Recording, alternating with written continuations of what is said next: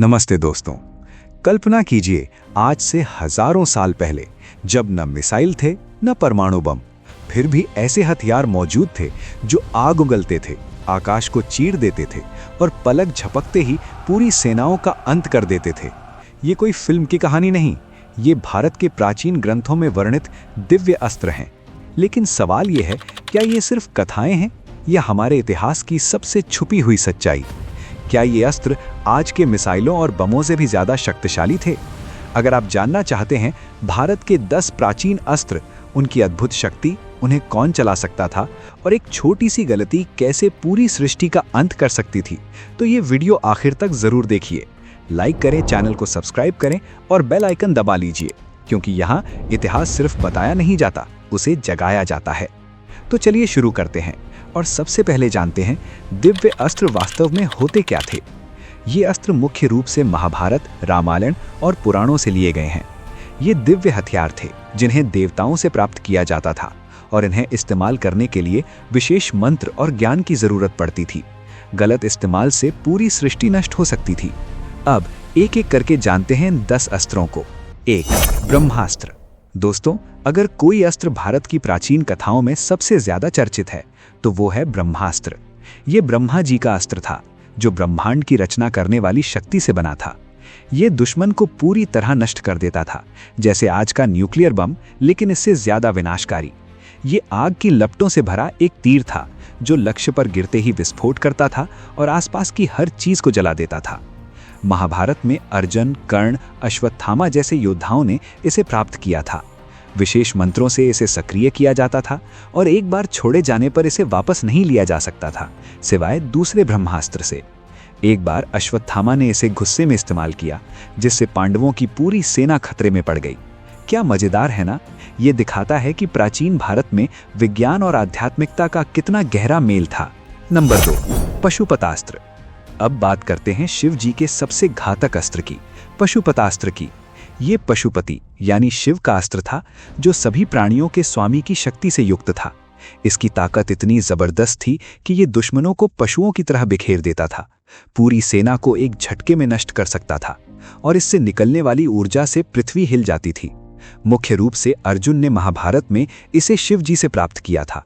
एक बार अर्जुन ने शिव जी को प्रसन्न करने के लिए घोर तपस्या की और उन्हें ये अस्त्र मिला। मंत्रों से सक्रिय कर तीर के रूप में छोड़ा जाता था, लेकिन इसे सिर्फ न्याय के लिए इस्तेमाल करने का नियम था, अन्यथा खुद इस्तेमाल करने वाला नष्ट हो जाता। कल्पना कीजिए अगर आज ऐसा हथियार होता तो युद्ध कितने अलग होते। नंबर 3. नारायणास्त्र। दोस्तों, विष्णु जी का ये अस्त्र नारायणास्त्र सचमुच अद्भुत था। ये नारायण यानी विष्णु की शक्ति से बना था और इसकी ताकत ये थी कि ये दुश्मनों पर हजारों तीरों की बारिश कर देता था जो कभी चूकते नहीं थे। अगर कोई इसका सामना करने की कोशिश करता तो ये और तेज हो जाता। महाभारत में अश्वत्थामा ने इसे इस्तेमाल किया था जब वो पांडवों पर हमला कर रहा था।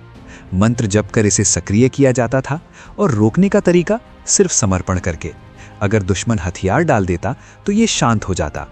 एक बार अश्वत्थामा ने इसे छोड़ा और कृष्ण जी ने पांडवों को सलाह दी कि हथियार फेंक दो वरना सब मर जाएंगे। ये अस्त्र सिखाता है कि कभी-कभी समर्पण ही सबसे बड़ी ताकत है। नंबर 4. सुदर्शन चक्र। अब आते हैं विष्णु जी के सबसे प्रसिद्ध अस्त्र पर, सुदर्शन चक्र पर। ये एक चक्राकार हथियार था जो हमेशा घूमता रहता था। ये दुश्मन का सिर काटकर वापस लौट आता था और कोई भी इसे रोक नहीं सकता था। ये इतना तेज था कि आकाश में चीरता हुआ जाता था। मुख्य रूप से कृष्ण जी और विष्णु के अवतार रामायण में राम जी ने भी इसका इस्तेमाल किया था। कृष्ण जी ने इसे अपनी उंगली पर घुमाया और दुश्मनों पर फेंका। एक बार शिशुपाल का वध करने के लिए कृष्ण ने इसे इस्तेमाल किया। चक्र ने उसका सिर काट दिया और वापस लौट आया। क्या कमाल का अस्त्र है, आज के ड्रोन जैसे लेकिन ज्यादा स्मार्ट। नंबर 5. त्रिशूल। शिव जी का त्रिशूल, 3 नुकीला भाला, प्राचीन भारत का प्रतीक है। इसकी ताकत तीनों लोकों को नियंत्रित करने की थी, स्वर्ग, पृथ्वी और पाताल। ये दुश्मन को भेद कर नष्ट कर देता था और इससे निकलने वाली ऊर्जा से भूकंप आ जाता था। शिव जी खुद और उनके भक्त जैसे पार्वती या गणेश इसे इस्तेमाल कर सकते थे। कैसे इस्तेमाल होता था? शिव जी ने इसे फेंक कर या मार कर इस्तेमाल किया। पुराणों में शिव ने त्रिशूल से कई दैत्यों का वध किया, जैसे गजासुर। ये अस्त्र दिखाता है कि प्राचीन भारतीयों की कल्पना कितनी उन्नत थी। तीन नुकीले भाग ब्रह्मा, विष्णु और महेश का प्रतीक थे। नंबर 6, वज्र। इंद्रदेव का वज्र बिजली का हथियार। ये हड्डियों से बना था और इसकी ताकत बिजली की तरह थी, दुश्मन को चूर चूर कर देता था। रामायण में इंद्र ने इसे हनुमान जी को दिया था। इसे कौन इस्तेमाल करता था? इंद्र मुख्य रूप से इस्तेमाल कर सकते थे, लेकिन योद्धाओं को भी मिलता था, फेंक कर या मार कर, और ये हमेशा वापस लौटता था। एक बार इंद्र ने वज्र से वृत्रासुर का वध किया, आज के थंडरबोल्ट मिसाइल जैसे। नंबर 7, आग्नेयास्त्र।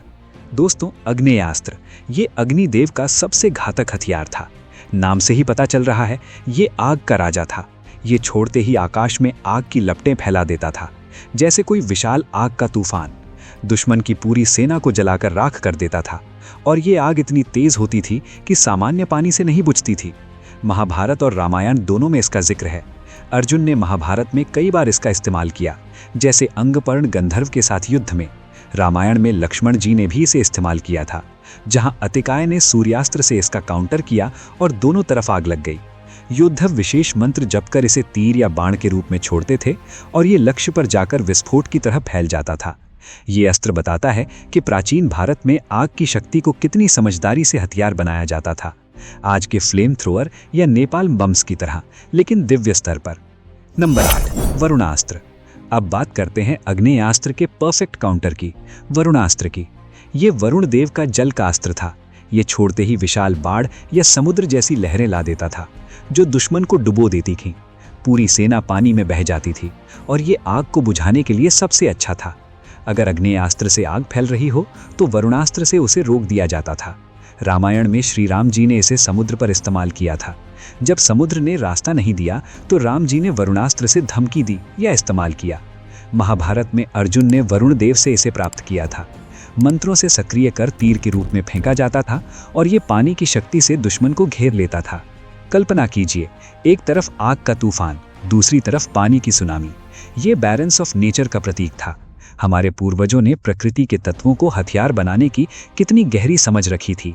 नंबर 9, इंद्रास्त्र। दोस्तों, इंद्रास्त्र इंद्रदेव का बिजली वाला अस्त्र। ये देवराज इंद्र का सिग्नेचर हथियार था। इसकी ताकत, ये हजारों बिजलियों की तरह चमकदार तीरों की बारिश कर देता था, जो दुश्मन पर गिरकर उन्हें चूर चूर कर देता था। तेज, घातक और अचूक, जैसे आज का मल्टीपल रॉकेट लॉन्चर, लेकिन बिजली से भरा। महाभारत में कर्ण ने इसे बहुत इस्तेमाल किया, और अर्जुन के पास भी था। रामायण में भी इसका जिक्र आता है, जहां इंद्र ने अपने योद्धाओं को दिया था। मंत्र जपकर इसे सक्रिय किया जाता था, और ये आकाश से बिजली की तरह गिरता था। एक बार कर्ण ने इंद्रास्त्र से पांडवों पर हमला किया, लेकिन कृष्ण जी की रणनीति से बच गए। ये अस्त्र दिखाता है कि इंद्रदेव कितने पावरफुल थे, आकाश के राजा का हथियार। नंबर 10, ब्रह्मशिरास्त्र। और आखिरी लेकिन सबसे खतरनाक, ब्रह्मशिरास्त्र। ये ब्रह्मास्त्र का उन्नत और 4 गुना ज्यादा शक्तिशाली रूप था। ब्रह्मा जी का ये अस्त्र ब्रह्मांड का सबसे घातक हथियार माना जाता था। ये 4 सिरों वाले ब्रह्मा के रूप में प्रकट होता था, और ये देवताओं को भी मार सकता था। एक बार छोड़ा जाए तो पूरी सृष्टि नष्ट हो सकती थी, जैसे कई न्यूक्लियर बम एक साथ। महाभारत में अर्जुन, अश्वत्थामा, द्रोणाचार्य, भीष्म, कर्ण, कृपाचार्य जैसे महान योद्धाओं के पास इसका ज्ञान था। अश्वत्थामा ने इसे गर्भ में परीक्षित पर इस्तेमाल किया था, जिससे कृष्ण जी ने उसे श्राप दिया। मंत्र से सक्रिय कर तीर के रूप में छोड़ा जाता था, लेकिन इसे वापस लेने का ज्ञान बहुत कम लोगों के पास था। अर्जुन के पास था, अश्वत्थामा के पास नहीं। एक बार अर्जुन और अश्वत्थामा ने इसे एक दूसरे पर छोड़ा, लेकिन कृष्ण और व्यास जी ने रोक दिया, वरना दुनिया खत्म हो जाती। ये अस्त्र हमें सिखाता है कि ताकत जितनी बड़ी, जिम्मेदारी उतनी ही ज्यादा। दोस्तों, ये थे भारत के 10 प्राचीन अस्त्र। ब्रह्मास्त्र से लेकर ब्रह्मशिरास्त्र तक, ये सभी अस्त्र बताते हैं कि प्राचीन भारत में विज्ञान, आध्यात्म और युद्ध कला का कितना अद्भुत मेल था। क्या आपको लगता है ये वास्तव में ऐसे हथियार थे, या सिर्फ प्रतीकात्मक कहानियां? कमेंट में जरूर बताएं। सबसे पसंदीदा अस्त्र कौन सा लगा? लाइक करें, शेयर करें, और चैनल सब्सक्राइब करके बेल आइकन दबा लीजिए, क्योंकि यहाँ इतिहास सिर्फ बताया नहीं जाता, उसे जगाया जाता है।